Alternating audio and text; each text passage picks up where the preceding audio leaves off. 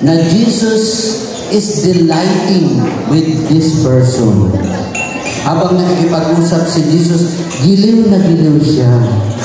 Yan, di ba na? Etong tao na ito, alam ni Lord, etong tao na ito ay pumunta ako dito para i-save siya, para yakapin siya, para tawagin siya, para bigyan siya ng buhay na ganap at kasiyasiya.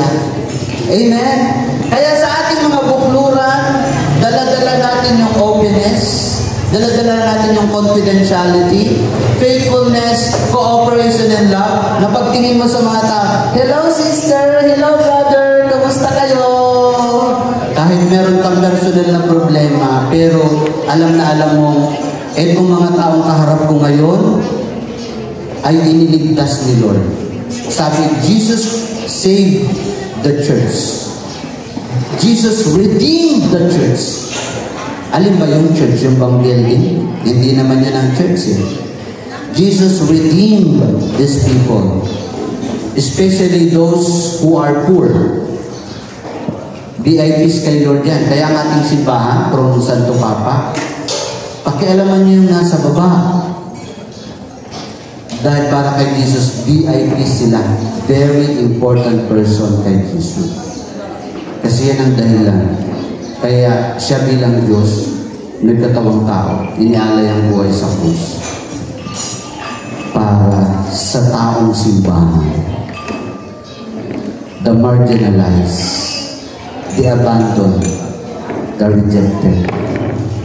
Kaya sabi niya, ano man ang ginawa niyo sa mga maliliit kong kapatid nito, sa akin mo ginawa.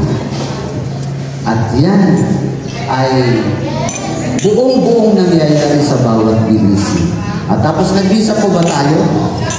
So, tayo bilang bayan ng Diyos at tayo po ay nagbubuklod-buklod na nag-iisa tayo sa pananampalataya, sa pag-asa at saka sa pagmamahal.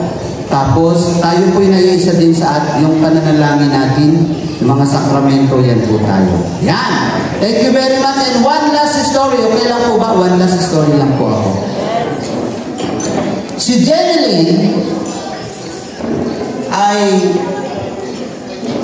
Lynn po ay merong 7 mga kapatid. So, ibig sabihin, 8 silang magkakapatid. Nagkataon po na yung kanyang tatay at nanay ay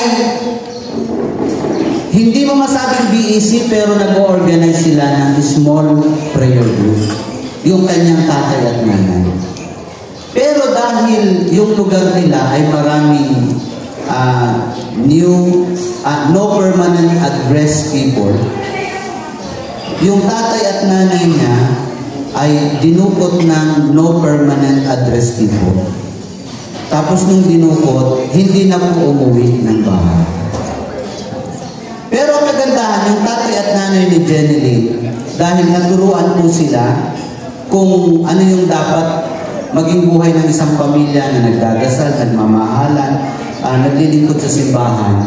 Kahit wala na yung tatay at nanay ni Jenny Lynn, ay itinuloy nilang 8 magkakapatid. Kaso, si Jenny Lynn ang pinakatatay at nanay. Hindi po madali. Kasi yung lugar po nila ay isang remote area. Pag pupunta ka ng bayan, kalahating araw, nalalakarin. Pag babalik ka ng bahay mo, galing sa bayan, another kalahating araw. Kaya kung bibili ka ng toyo, maghapon ka, nawala para bumili ng toyo. So, hindi madali ang mamalengke. Kaya pag nauubos na yung kanilang mga pagkain, namumroblema na si Jenny Lynn. Kaya tipid na tipid sila. Pero mababait itong mga batang ito. At itong mga batang ito, nagtutulungan sa isa't isa. Mga kapatid, maging sa kapitbahay, sila ay mababait. Isang gabi, dadalawang peraso ng palito ng posporo ang natitira kina Jenny Lynn. So, ibig sabihin, pag nawalan sila ng palito ng posporo, kailangan nilang pumunta ng bayan para makabili.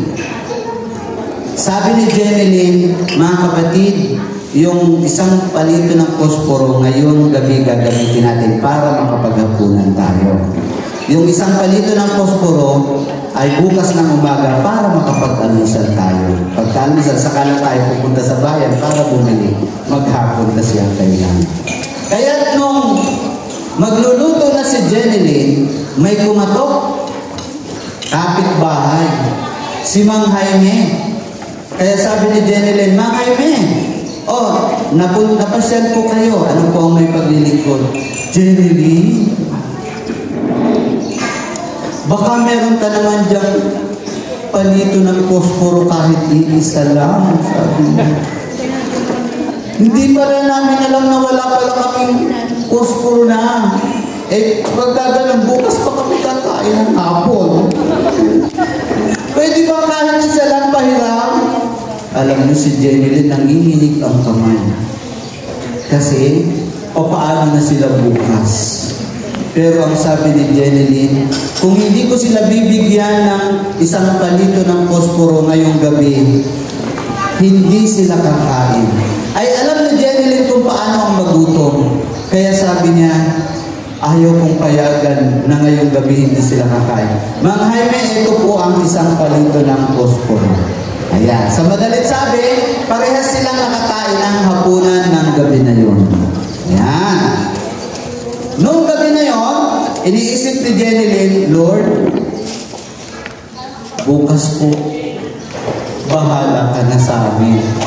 Habang tinitingnan niya yung mga kapatid niya na mga nahihimbing ng tulog, kasi bukas sabi niya may makakain kaya tayong almusal. Pero nagdasal sa kay Lord.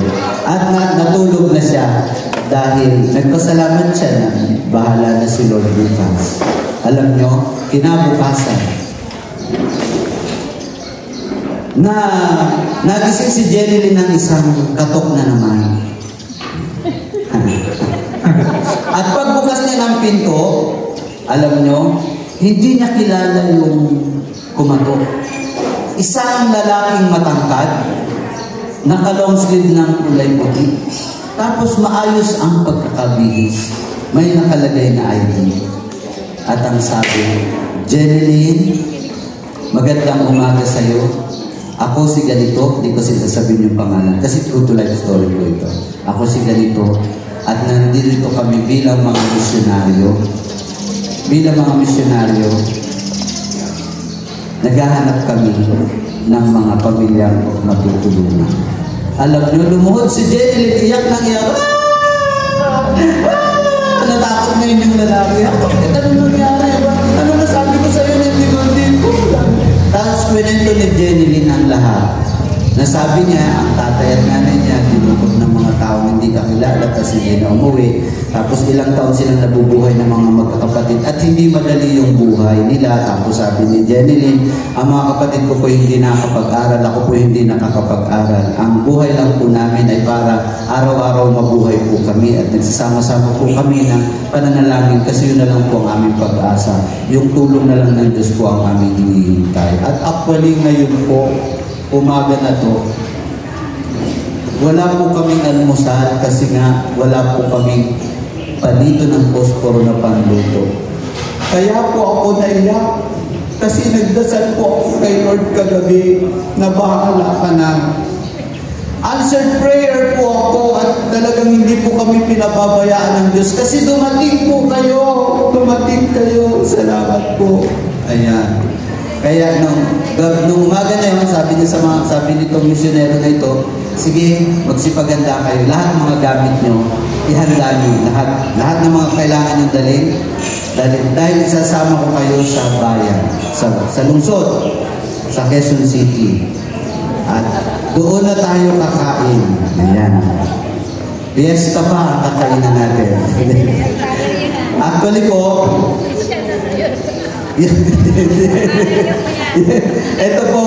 ito pong si Jeneline na ito ay inesponsoran nitong misyonero po na ito.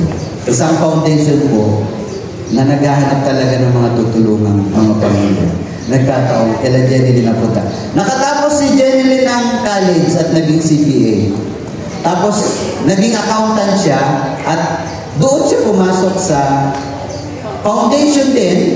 Ngayon may sweldo na siya kasi kaya naman magpasweldo ng foundation.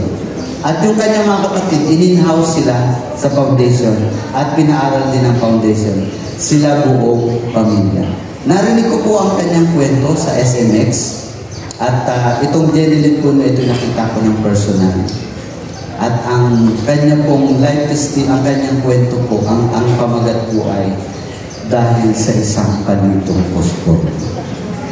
Nasabi niya, isang palito lang ng posporo ang aking shinare. Diba? Yung kainoniya, di ba kainoniya, yung pinag-aaralan natin sa BC? Kainoniya is ibig sabihin ay sharing. Sharing. Dahil sa ishinare ko na isang palitong posporo, ang binigay ni Lord, nakatapos ako ng pag-aaral, natapos ang aking, natupad ang aking mga pangarap, kasama ang 7 upang mga kapatid. Dahil sa isang palito ng posporo, maraming salamat po. Tapos